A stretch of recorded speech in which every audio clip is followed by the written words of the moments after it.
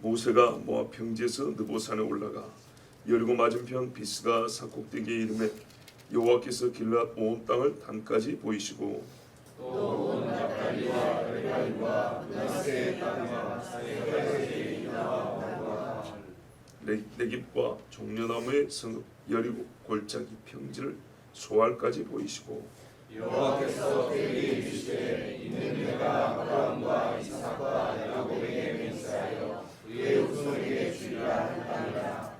내가 내 눈으로 보게 하였거니와 너는 그리로 건너가지 못하리라 하시되 이에 여호와의 종 모세가 여호와의 말씀대로 모압 땅에서 죽어 벳볼 맞은편 모압 땅에 있는 골짜기에 장사되었고 오늘까지 그의 묻힌 곳을 아는 자가 없느니라. 모세가 죽을 때 나이 120세였으나 그의 눈이 흐리지 아니하였고 기력이 쇠하지 아니하였더라.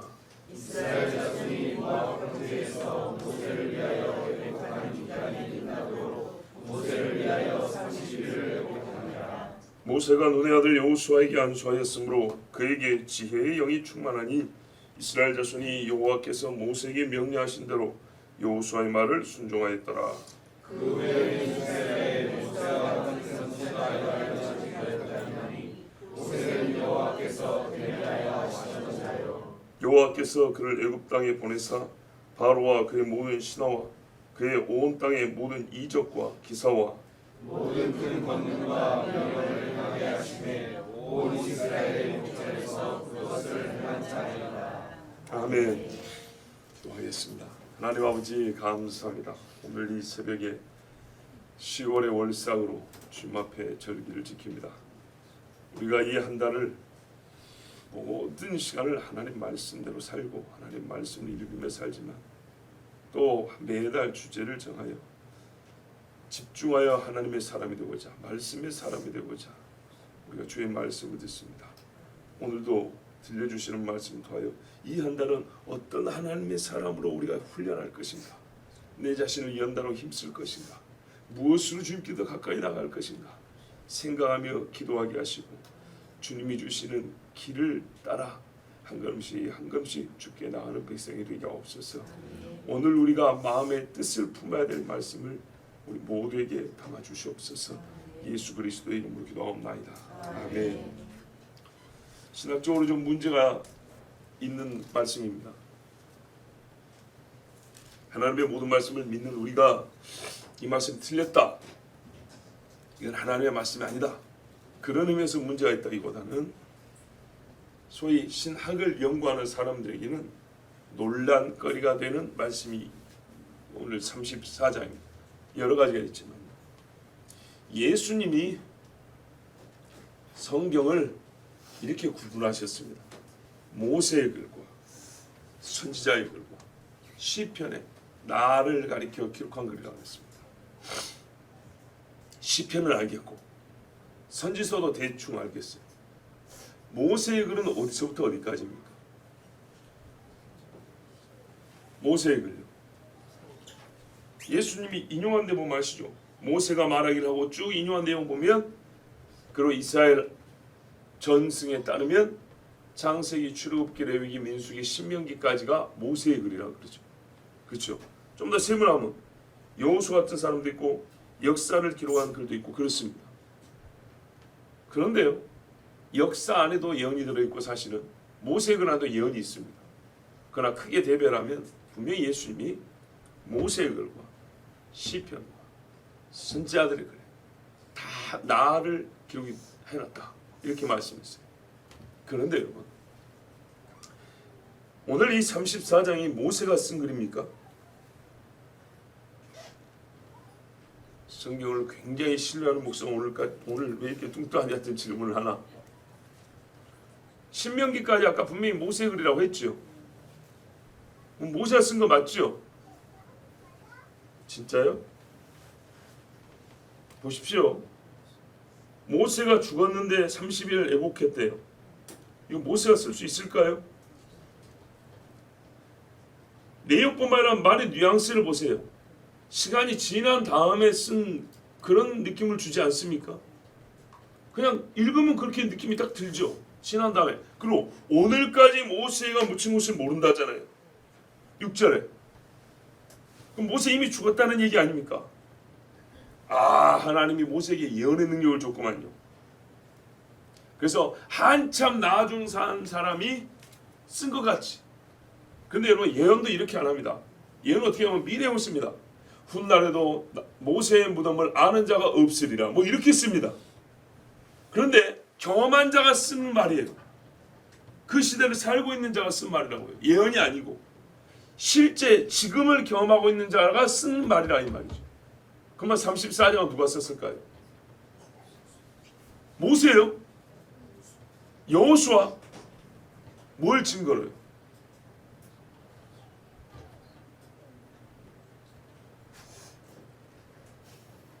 뭘 증거로 여호수아가 썼다고 말할 수 있어요? 잘 보세요.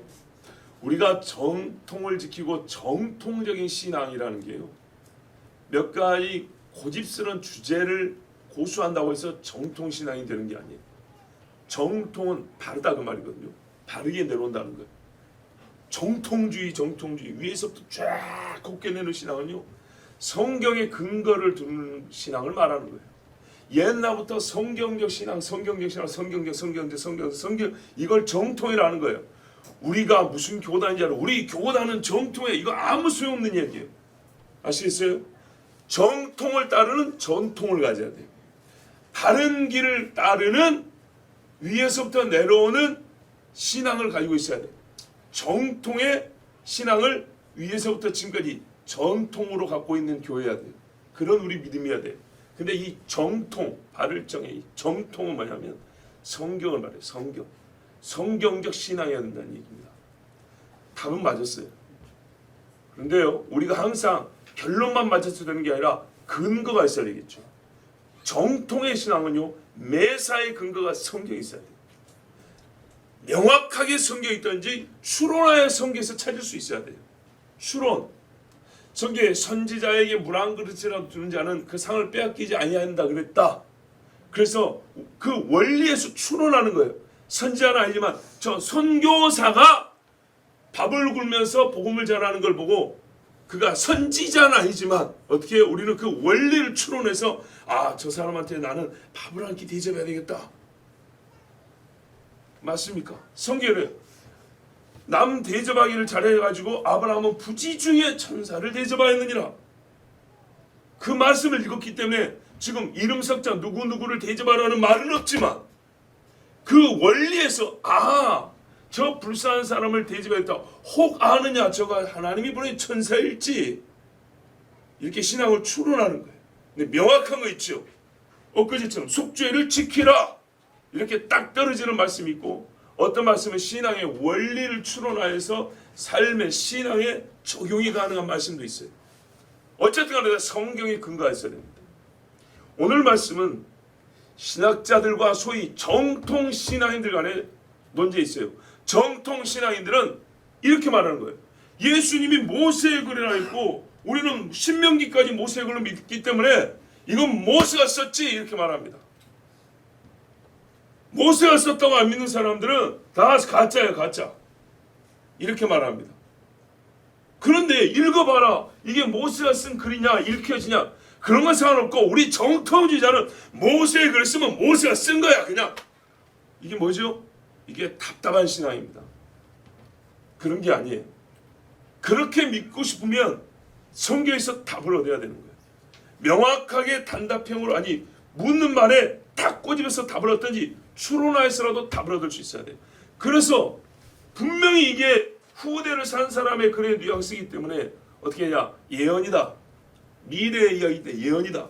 근데 말투도 또 하나님의 어떤 섭리 안에서 후대를 산 사람이 현재적으로 쓴 말로 미래를 나타내는 예언은 예언인데 뭐 하리라 할 것이다 라는 예언형 말투가 아니라 후대 사람이 지금을 사는 말투로 하나님이 다 그렇게 쓰게 하셨겠지 뭐 왠지는 모르지만 그렇게 하셨겠지 이렇게 해서 우리 정통주의자들은 모세가 쓴 걸로 믿어 아멘 이렇게 갑니다. 그리고 지금 여러분 전부 다 제가 질문하기 전까지 다 모세가 썼던 걸로 생각할 것이고 또 이런 질문을 들었을 때 솔직히 성경에서 답을 얻지는 못하고 그냥 모세가 썼다고 했으니까 모세 글이지 뭐 이렇게 받아들이는 게 많았을 겁니다. 맞아요. 신명기까지 전체적으로는 모세가 쓴 거 맞아요. 분명히 맞는데 이 부분은 모세가 쓴 게 아니에요. 어떻게 아느냐? 여호수아 24장을 봐보세요.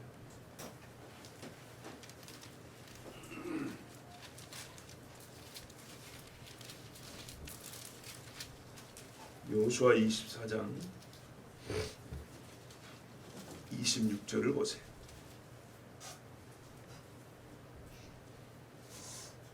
같이 읽습니다. 24장 26절 시작. 여호수아가 이 모든 말씀을 하나님의 율법책에 기록하고 큰 돌을 가져다가 거기 여호와의 성소 곁에 있는 상수리 나무 아래에 세우고. 아멘.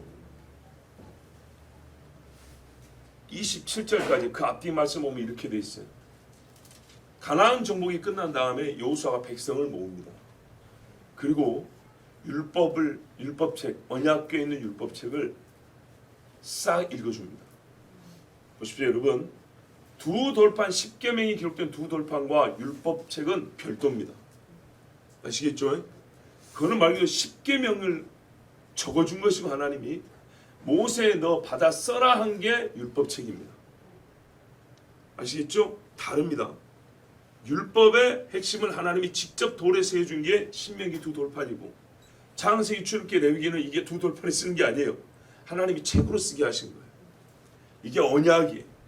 그래서 이거를 백성을 모아놓고 여호수아가 나이 110세, 물론 이때는 110세는 좀 안 됐지만 하여튼 100살이 넘은 사람이 이거를 다 읽어줬어요.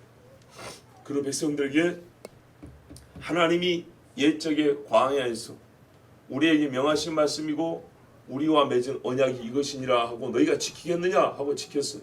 그렇죠. 그리고 요 내용까지 포함해서 여호수아가 거기다 어쨌다고요? 가피를 했다고 돼 있어요. 이 가피는 여호수아가 사사로이 한 것이 아니고 하나님이 모세에게 영감을 주어 소위 성경의 저자가 되게 하신 것처럼 여호수아를 성경의 저자로 쓰셨단 말입니다. 이미 여호수아라는 책 한 권이 따로 있죠.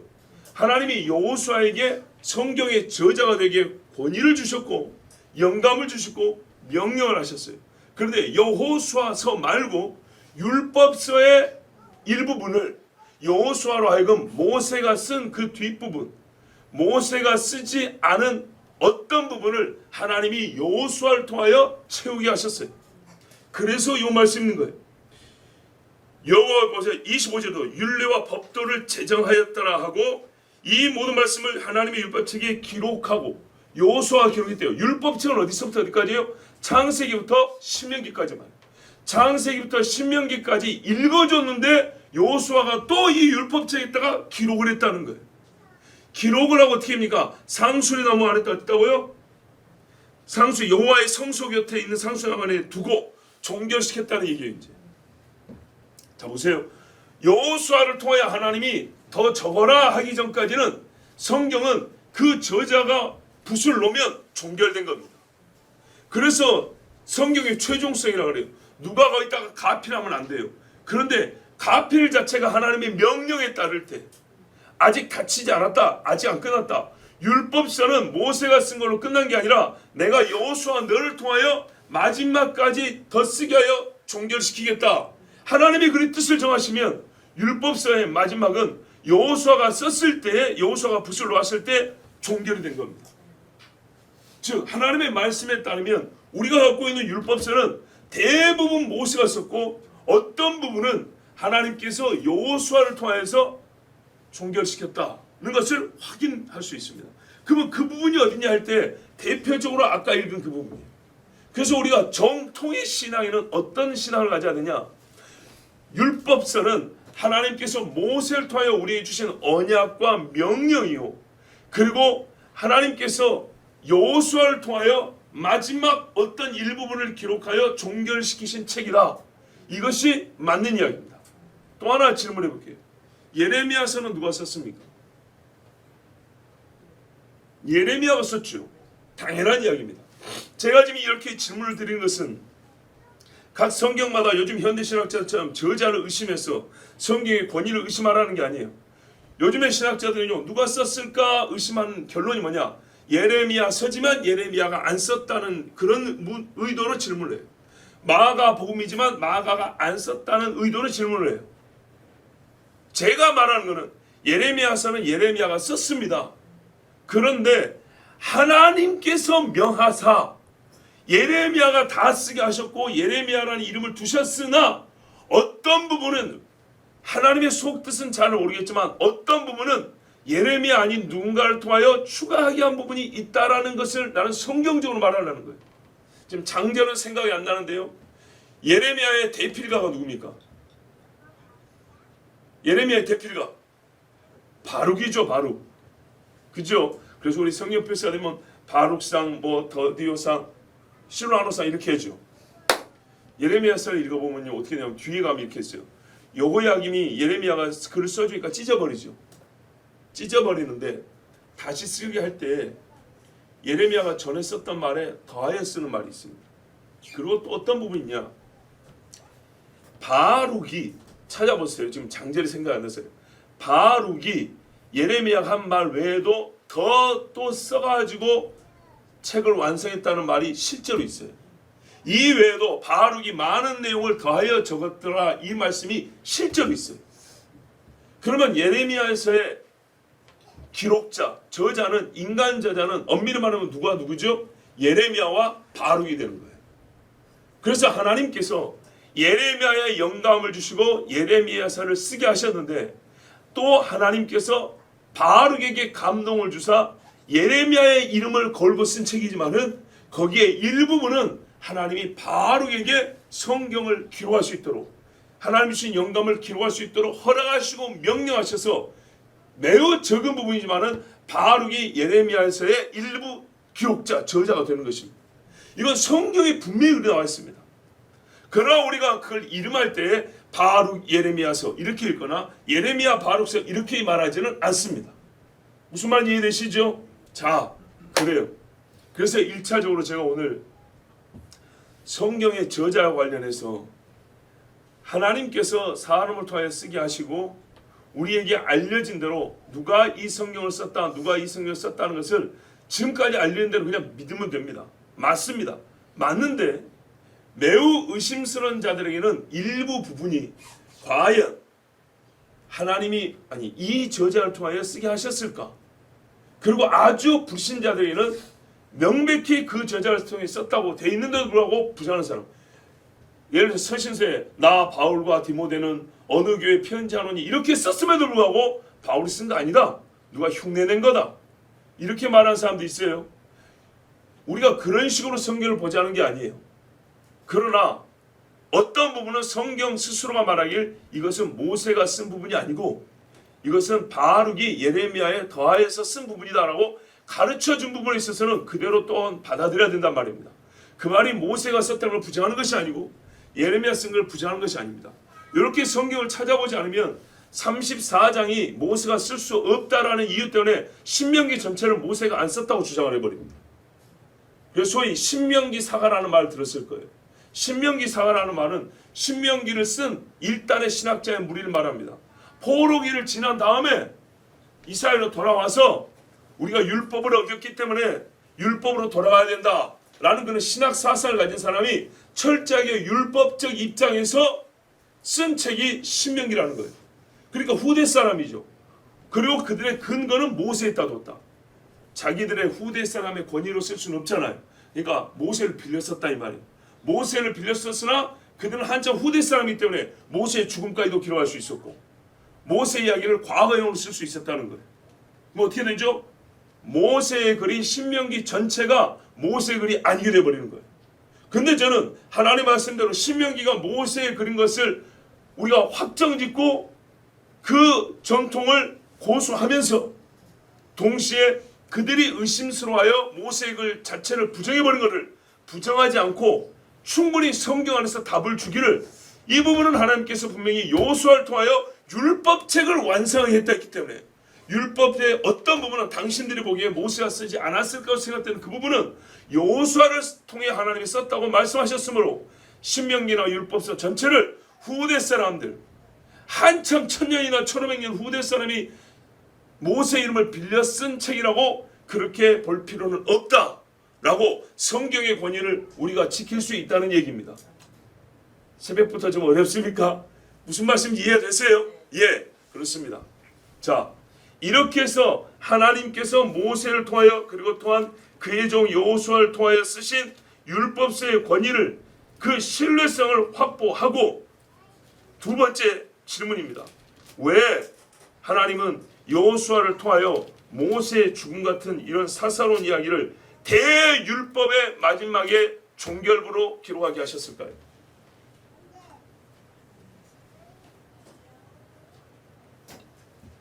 자, 보십시오. 여러분들 이 새벽에 와서 어려운 이야기 들으니까 잠오고 피곤하죠. 저도 설교 준비하려면 잠을 못 잡니다. 오늘 원고가 없습니다. 원고가 없다는 말은 고민했다는 그런 말입니다. 쓰지를 못했다는 얘기입니다. 월상님이 편하게 오지 않습니다. 예. 그렇게 보셔야 됩니다. 원고 없이 말 잘하는 어쩐지 원고 없으니까 말을 더듬더라. 그게 아니고 생각하느라 시간이 다 갔기 때문에 글을 쓸 수 없었다는 그런 말입니다. 자, 보십시오. 오늘 34장의 이야기는 전체 율법에 비하면 율법서의 이 중요성에 비하면 굉장히 사사로운 이야기입니다. 모세가 죽었다. 무덤을 모른다. 사람들이 30일 동안 울었다. 이게 뭐가 그리 중요합니까? 이거를 굳이 여러분 다른 것도 아니라 개인적인 어떤 서신서도 아니고 대율법 하나님과 이스라엘에 맺은 언약의 종결부로 굳이 이거를 써넣어야 되겠습니까? 이거 다른 데다가 붙여도 되는 이야기 아닙니까? 여러분 책이라는 건 말이죠. 아무리 길건 혹은 짧건 간에 하나의 주제를 담고 있다는 걸 알아야 됩니다. 한 주제입니다. 단락별로 소주제가 있지만요. 전체는 한 주제입니다. 요즘 포스트 모던 시대에 주제가 없다, 결론이 없다라는 책도 있어요. 바로 그게 결론이고 주제입니다. 결론이 없는 책도 있다는 걸 보여주려고 쓴 책이 그것입니다. 아시겠어요? 영화나 드라마가 16부작이 됐던 100부작이 됐던 간에 결론은 주제를 하나씩 갖고 있어요. 그럼 보세요. 하나님께서 66권 전체 예수님 말했죠. 나에 대하여 쓴 글이라 그랬죠. 예, 그래서 줄이면 메시아가 나와요. 성경을 줄이면. 그런데요. 각 권은 또 자기 나름대로 소주제가 있어요. 그래서 율법서는 하나님의 언약을 우리에게 주는 책입니다. 그렇죠. 근데 언약은 대부분 하라 하지 마라 지켰을 때는 어찌하고 안 지켰으면 어쩐다는 대체로 명령과 조건형의 글이에요. 먼저 명령이 주어집니다. 그리고 그리하면 혹은 그리하지 아니하면 이게 율법서의 전체의 문체예요. 화법이라고 해요. 하나님의 화법. 그런데 이 마지막 34장은 그것이 아니고요. 어찌하였더라 이야기입니다. 그냥 서술입니다. 전체 율법서의 문체하고 그러니까는 화법하고 맞지 않아요. 굳이 하나님의 언약의 핵심도 아니고 언약을 전달한 사람의 이야기를 뭐뭐 하라 하지 마라도 아니고 그리 하였다라는 식으로 율법서에 말미에 붙였어요. 이게 무슨 말이냐? 이 마지막 꼬리가 몸통하고 별로 어울리지 않는다 이 말이에요. 그런데도 불구하고 한 책은 하나의 주제를 담고 있는데 율법서, 신명, 하나님의 명령을 말하는 책의 말미에 명령도 아니고 어미하지도 아니한 굉장히 사사로운 이야기를 어찌어찌 하였다라는 화법으로 넣어줬다 이 말이에요. 여호수아를 통하여 이것을 덧붙이게 하셨다는 거예요. 그래서 신명기라는 율법서가 종결되게 하셨다고요. 마지막 결론부를 최종 결론 한 챕터를 하나님이 이렇게 쓰셨단 말이에요. 왜 그랬을까요? 이 자체가 율법입니까? 이 자체가 율법 아닙니다. 그런데요, 율법서에 같은 책이 있다는 말은 뭐예요? 율법만큼 중요하다는 얘기입니다. 너희에게 하나님이 주신 우리 인간에 주신 율법, 즉 하나님의 명령과 언약이 이것이니라와 어떤 무슨 동등한 가치가 있다는 얘기입니다. 왜? 한 책이고요. 결론에 넣어놨기 때문에. 그럼 어떤 동대 가치 있죠? 율법을 잘 지킨 사람은 하나님이 이렇게 생각해 준다. 하나님의 율법을 전달한 사람은 이렇게 오래 살게 해준다. 사람들이 한 30일씩 울게 해준다. 이런 의미로 붙여놨을까요? 그것도 아닌 건 아니죠. 그렇죠? 모세가 그리 살았으니까 30일을 울어준 거고, 모세니까 하나님이 무덤도 사람이 모르게 해준 거고, 모세니까 눈도 안 어둡고 비스가 산꼭대기에서 가나안 전역을 볼 수 있도록 시력도 좋게 해준 것이지, 우리는 벌써 눈이 어두워지잖아요. 저만 해도 눈이 흐려지고 있는데, 나는 모세가 아니란 말이에요. 모세니까 그렇게 해준 거죠. 그런데 그것만 아니겠죠. 여기서 우리가 조금 보편적 사실을 발견했죠. 모세니까 그랬다 아니라 누구나 모세와 같다면을 우리가 발견해야 되겠죠. 율법과 모세와 같은 사람을 한 성경에 묶어놨어요. 자, 여러분, 비근한 사건 한번 들어볼까요? 예수님 앞에 향유 부은 여인이 있어요. 예수님의 장례를 준비했다 그랬어요. 그 여자 예수님 대신 죽은 거 아니고 예수님과 같이 죽은 것도 아니에요. 그 여자 자신이 복음도 아니에요. 그런데 예수님이 뭐라 그러냐면, 이 선한 일을 너희도 본받아라, 이렇게 끝난 게 아니라 어디든지 복음이 증거될 때마다 곳마다 이 여자의 행한 일도 함께 말하라 그랬어요. 그럼 무슨 말이에요? 복음 설교해서 교회를 세울 때마다, 설교 때마다 말하라는 거 아니에요. 그러나 적어도 복음을 전하고 위해서 교회가 세워질 때, 성도라 불림을 받은 사람이 왔을 때 그들에게 당신들이 지금 이 복음만큼이나 중요한 사실 하나 있는데 내가 이걸 꼭 말해주고 가야겠다 하고 반드시 이 이야기를 언급하고 알게 하고 가라 이 말입니다.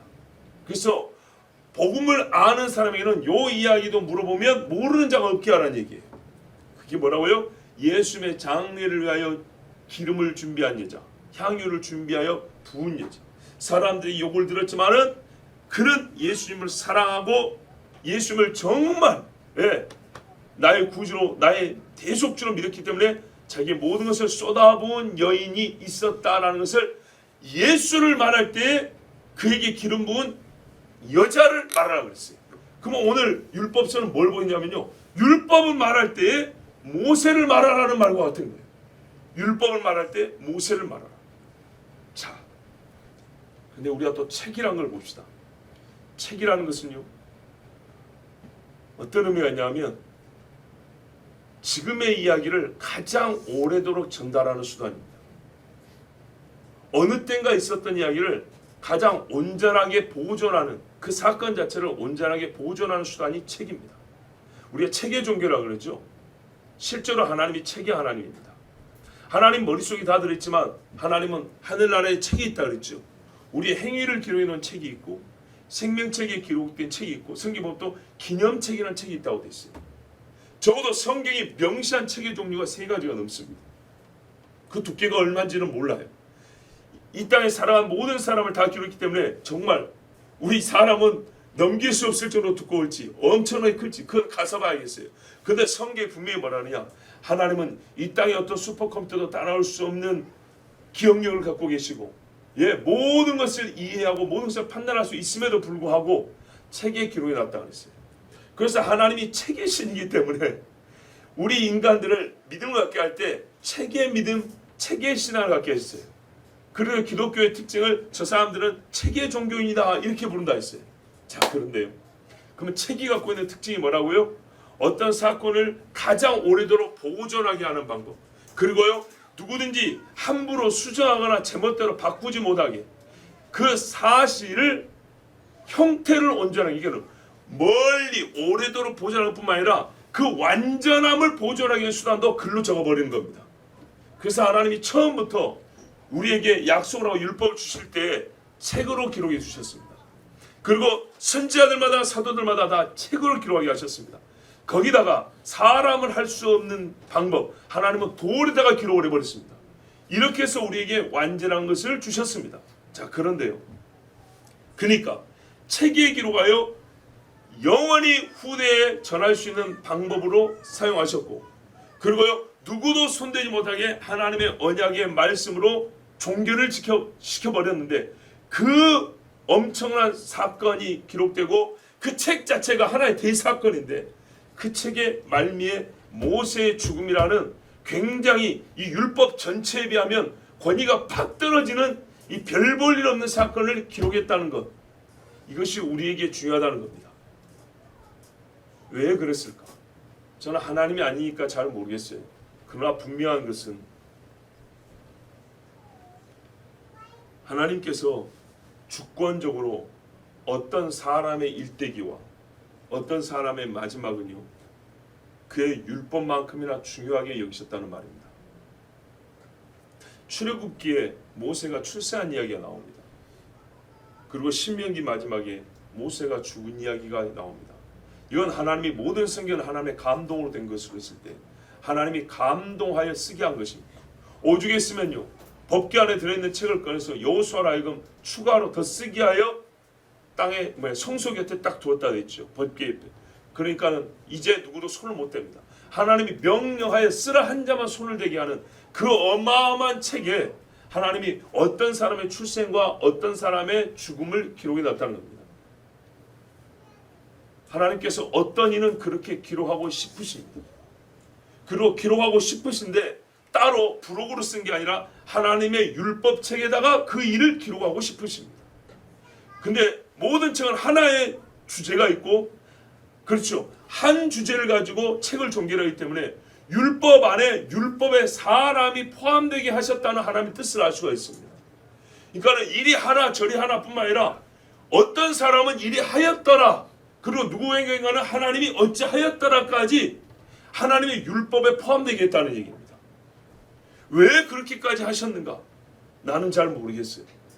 그러나 이 엄청난 인간에게 하신 언약 안에 언약의 사람까지 함께 포함을 하여 한 주제로서 이 전체가 율법, 한 주체가 하나님의 언약하고 종교를 지어서 우리에게 주셨다는 이 사실은 아주 중요한 사실입니다. 그래서 조금 여러분 과장해서 표현하면 율법만큼이나 모세의 죽음을 알리는 것이 중요하다, 거의 동등한 가치가 있다고 하나님이 여기셨기 때문에 한 권 안에 이 사건을 같이 기록해 놨습니다. 그리고 마지막 종결로 더 필요하다 해서 여호수아로 하여금 다시 쓰게 해서라도 이 말씀을 기록해 놨습니다. 여러분, 하나님께서요, 책이라는 이 중요한 진리의 보존 방식 안에 어떤 사람의 죽음이라는 아주 사소한 이야기를, 그것도 율법이라는 너무너무나 중요한 진리와 함께 기록하게 하셨습니다. 오늘 제가 말씀드리고 싶은 것은 이 부분입니다.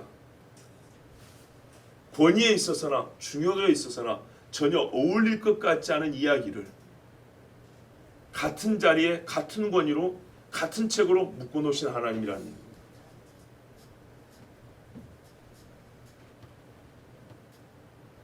우리가 이해가 잘 안 돼요. 여러분, 표현을 해볼까요?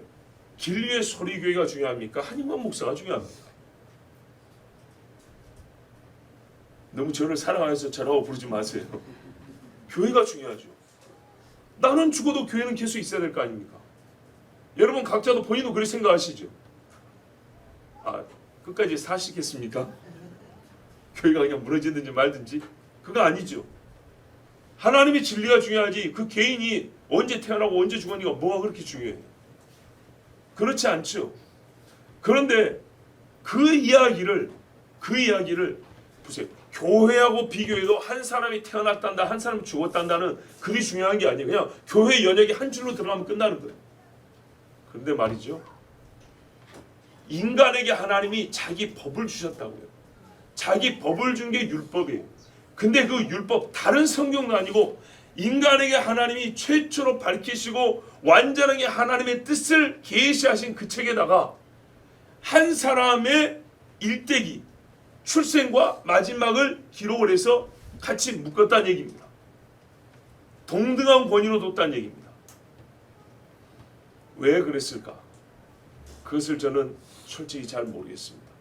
그런데 여러분, 제가 오늘 여기서 좀 뜬금없는 결론을 내고 싶습니다. 이런 질문, 이런 고민 어떻게 하면 가질 수 있을까요? 지금 여러분 고민해야 할 이 질문, 어떻게 하면 이 질문을 하게 될까요? 성경을 읽어야 합니다. 야, 결론은 성경 읽게 하라고 지금 오늘 이렇게 험한 길을 돌아왔나? 예, 그렇습니다. 우리는 너무 똑똑하고요, 너무 훌륭해서 여러분 10월 달에는 성경 읽는 달이 됩시다. 독서의 계절이라고 하니까 우리 믿는 사람은 책 중에 무슨 책을 읽어야 되겠습니까? 성경을 읽어야 되지 않겠습니까? 그러면 틀렸다고 말을 하지 않지만 너무 가볍게 여겨버립니다. 이 결론까지 이른 길이 너무 짧아요. 너무 짧고 포장이 잘 돼 있으니까 그냥 눈 감고 운전을 하고 오는 것처럼, 자동차 자율주행 시킨 것처럼, 그리고 와서 성경을 읽읍시다. 우리 집에 가서 오늘부터 성경 좀 읽어볼까? 이렇게 가볍게 넘어갑니다. 그래서 제가 오늘 너무나 당연한 주제고 마땅히 해야 될 일이고 쉽게 얻을 수 있는 결론이지만은 일부러 좀 돌아왔습니다. 표현하자면 이것도 전략입니다. 믿음의 사람으로서, 설교하는 자로서 고민이 그거였습니다. 우리가 순수하다고 하지만은 그렇게 순수하지 못해서 하나님의 말씀을 읽읍시다. 이 마지막 때 정말 하나님의 뜻이 하나님의 말씀이 있는데 우리가 그 뜻을 모릅니다, 여러분. 지금도 예수를 믿고 열심히 기도한다 하지만은 야곱과 모세 얘기하면 모르는 사람이 수두룩합니다. 모세에게 하신 일, 야곱에게 행하신 하나님의 일을 모른다 그 말입니다. 보세요. 야곱의 시집장과 같은 이야기가 뭐가 그러지합니까? 아들 12 이야기 난 이야기가 뭐가 그러지합니까? 근데 물론 구속사적으로 중요한 이야기가, 중요한 의미가 있죠. 근데 여러분, 이런 이야기가 율법에 들어있다는 것을 생각해 보면 또 내용이 달라진다는 얘기입니다. 모세의 죽음이 굳이 율법에 들어갈 필요가 있을까? 이스라엘의 족보가 하나님이 인간에게 주신 이 언약의 책에 같이 들어갈 필요가 있을까?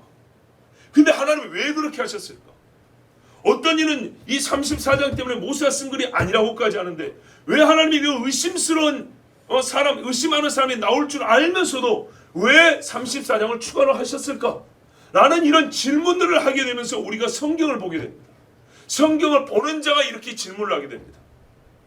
가장 별거 볼 일 없는 이야기를 가장 중요한 사건과 함께 같은 책에 기록있는 하나님의 뜻이 무엇일까? 왜 그랬을까? 왜 의심스러운 사람들, 의심하는 사람이 나오고 성경의 권위를 무너뜨릴 사람이, 이 악독한 사람이 나올 줄 알면서도 그 의심의 빌미를 하나님은 친히 제공하셨을까? 그렇다면 그만한 이유가 있을 것인데 우리 보고 모세 같은 사람이 되라는 얘기인가? 그것도 그런 것 같은데 그 무엇보다 더 깊은 뜻이 무엇일까? 여러분, 이런 질문 자체가 어떤 사람이 할 수 있다고요? 성경을 읽는 사람이 할 수가 있어요. 성경을 읽지 않은 사람은 성경과 상관있는 고민을 하지 않습니다. 성경과 관계된 고민이 없는 사람은요, 성경을 순종함에 있어서도요, 마음에 열의가 있는 순종이 나오지 않습니다. 성경을 가지고 어떤 때는 명확한 답을 얻고 어떤 때는 답을 얻지 못했지만 끙끙거리는 사람은 아직 답을 얻지 못했기 때문에라도 조심합니다. 혹시 이 말씀이 이런 뜻이면 어떡하지? 저런 뜻이면 어떡하지? 하고 조심합니다. 저 오늘 명백한 사실이 밝혀진 게 하나 있습니다. 뭐냐? 하나님이 왜인지는 잘 모르지만 가장 별것 아닌 사소하고 개인적인 이야기를, 공적이며 우주적이며 전지구적인 이 보편적인 언약, 정말 중요한 이 언약과 함께 한 권의 책 안에 묶어두셨는데 그것이 왜 그런지 나는 궁금하도다. 내 장례를 준비한 이 여인을 복음과 함께 이 여자를 기념하러 하신 이유가 궁금한 것처럼 나는 이유가 궁금하도다. 이런 식으로 우리가 궁금해야 될 점이 많은데 그 궁금함이 언제 생기냐? 누구에게 발생하냐? 성경을 읽는 자에게 주어지는 것이지 듣기만 하는 자에게는 이 질문이 잘 발생하지 않습니다. 듣기만 하는 자는 설교를 들으면서 저건 아닌 것 같은데 이런 식의 질문이 나오지. 오늘 제가 여러분에 던진 이런 질문은요, 반드시 읽는 자가 할 수 있는 질문입니다. 본인이 읽을 때만이 할 수 있는 질문들이 있습니다. 그래요. 그런데 이 질문들은 필요합니다. 하나님께서는 때로는요, 질문하여 추론하여 간구하여 기도하고 연구하여 찾게 하려고 성경 기술 방식을 일부러 그렇게 하신 경우도 있어요. 우리로 하여금 성경을 놓고 덮어놓은 신앙이 아니라 성경을 보고 반드시 성경을 읽으면서 성경과 함께 성경에서 오른쪽으로 가라 왼쪽으로 가라 이런 답이 아니라 하나님의 더 깊은 뜻을 발견하기 위하여 성경을 읽으면서 신앙생활하고 성경과 함께 고민하며 신앙생활하라고 성경 기술 자체를 이렇게요 알쏭달쏭할 때가 있고요, 저자를 의심스럽게 할 만한 그런 기록이 있고요, 그리고 찾으면 찾을수록 의심스러운 것이 더 확정되게 만든 그런 하나님의 지혜가, 기술 방식에 있어서도 하나님의 지혜가 묻어나옵니다. 그런데 그 기술 방식에 있어서의 지혜는 읽지 않고 듣기만 하지 않으면 절대 발견할 수 없다는 겁니다. 여러분, 후대 사람들이 말합니다. 자기들이 후대에서 하니까 성경은 다 당대의 기록이 아니라 후대의 기록이라고. 요셉이 은 얼마에 팔렸죠? 은 20인가 팔렸죠. 그거 아세요? 사람들이 말합니다. 야, 은 20에 팔린 건 말이지 그 한참 후대 사람들의 이야기야. 아닙니다, 여러분. 몸값이요, 은 5세겔에서 15세겔로 20세겔로 계속 값이 올라갑니다. 30세겔, 90세겔까지 올라갑니다. 그들이 주장한 것처럼 후대 사람이 있을 때는요, 몸값이 90세겔, 100세겔 할 때 이야기입니다. 근데 요셉이 20세겔이라는 걸 당시 사람이 아니면 알 수가 없습니다. 아시겠어요? 신하로만 그 돈 나오면 맞나? 예, 누가 있냐면 소돔과 고모라가 멸망하기 전에 롯이 잡혀간 적이 있죠. 저기 갈대아 사람들 왕 4명이 연합해가지고 이 가나안 지역에 있는 사해 근처에 있는 왕 5명을 치러 왔습니다. 왜냐? 12년 동안 섬겼는데 야들이 12년 딱 지나가니까 배반하고 안 섬긴 거예요. 조금 못 받쳐 그랬어요. 그래가지고 이 4왕이 연합군을 조직해서 소돔과 고모라 그 일대 5왕을 치러 옵니다. 그런데 이 4명이 강하기 때문에 5왕을 이깁니다. 그리고 롯을 포함하여 많은 사람들을 포로로 잡아갔습니다. 그렇죠? 누가 우리에게 겁주려고 또는 아브라함의 위대함을 나타내려고 꾸며 쓴 이야기다? 아닙니다. 놀랍게도 그 지명뿐만 아니라 왕들의 이름이 고대식입니다. 고대식. 하나씩 찾아보면 성경이 당대에 사실을 기록했다는 걸 알 수가 있습니다. 그런데 여러분, 이런 연구도 이런 결과도 이런 재미도 누가 보냐? 읽는 사람이 얻는 것입니다. 읽는 사람. 우리 마음을 근심케 하여 수백 일을 또는 하룻밤을 못 자게 하는 이런 근심도 어디서 누가 갖게 되냐? 읽는 사람입니다. 여러분, 살면서 우리가 많은 근심을 합니다. 많은 궁금증을 가집니다. 그런데요, 하나님의 말씀을 읽음으로 통하여 얻을 수 있는 궁금증, 그리고 그 궁금증과 함께 말씀을 읽으면서 하나님의 뜻을 발견하는 재미, 이거는요, 애시당초 성경을 덮어놓고 신앙생활하는 사람은 절대 얻을 수가 없습니다. 실제로 여러분, 성경을 읽으면서 신앙생활하면 활기가 있어요. 성경을 읽고 신앙생활하면 얼굴이 밝아집니다. 화색이 돈다고요. 왜? 생명의 말씀이 들어오기 때문이죠. 남이 먹고 쏘아서 개원한 것만 듣지 말고 내가 직접 내 눈으로 읽는 거. 여러분 보세요. 성경 말씀이 우리 마음에 들어오는 루트가 여러 가지입니다. 때로는 직관적인, 영감적인 감동으로 올 때가 있습니다. 귀로 들려줍니다. 눈으로 보여줍니다. 피부로 느껴줍니다. 우리가 살면서 오감으로 느낀다는데 성경은 눈으로 먹는 것은 게을리하고 오디오나 틀어놓고 대충 오다가다 듣는 흘려듣는 말씀으로 들어보세요. 이 사람은요, 말씀의 궁핍함을 겪게 되고요. 그래서요, 뼈가 쇠합니다. 비유적으로 영적인 뼈가 쇠하게 돼 있어요. 그런데 말씀을 자기가 읽는 사람은 이해가 다 되든지 안 되든지요, 뼈가 아주 골수가 연태하여 튼튼해집니다. 신앙 확실히 튼튼해져요. 가정 예배 드리면서 설교 준비한다고 끙끙거리면서 하루 종일 밥을 먹어도 먹은 것 같지 않고 식구들한테 설교하니까 힘든 거예요. 그런데 1시간, 2시간, 5분 설교하려고 이렇게 고민하고 말씀 준비해보세요. 그날 하루가 말씀에 의해서 견고하게 지지를 받는가 못 받는가 경험을 해보시란 말이에요. 말씀을 읽는 자는 확실하게 신앙이 강해지게 돼 있어요. 비록 질문을 가지고 다 이해하지 못할지라도 어떤 신비를 가지고, 진짜 하늘에 속한 신비를 가지고 신비를 머금고 사는 그 신앙이 오묘한 맛이 있어요. 그러면 여러분, 10월 달에 말씀을 읽으십시오. 말씀 필사되어 있습니다. 필사하는 그 말씀 꼼꼼하게 읽으면서 한번 필사해 보세요. 그래요, 몸이 성경을 쓰는 즐거움, 쓰면서 겪는 말씀이 나를 지지해주는 신앙의 이 체험도 할 수 있습니다. 얼마나 좋은지 모릅니다. 그리고요, 말씀을 암수하고 읽고 쓰는 자가요, 죄 짓기도 어려워요. 이게요, 손에 새겨져 있어요. 묻어 있어요. 부들부들 떨려요. 여기에 묻어 있다고. 말씀이, 우리 지문 묻어 있는 말씀이 내 몸에 묻어 있어서, 내 입에 말씀이 붙어 있어서 말할 때도요, 깜짝깜짝 말씀이 나를 쳐요. 그래서 말을 하다가 멈추게 되고, 또 어떤 말은 더 용기 있게 하게 됩니다. 보려던 것도 보고 싶다가도 말씀이 딱 떠오르면 하고 딱 끄거나 눈동자를 돌리게 됩니다. 여러분, 이 모든 신앙이 정말 견고해지고요, 더 아름다워지는 것은 가장 기본적으로 하나님의 말씀을 펴서 읽는 자에게입니다.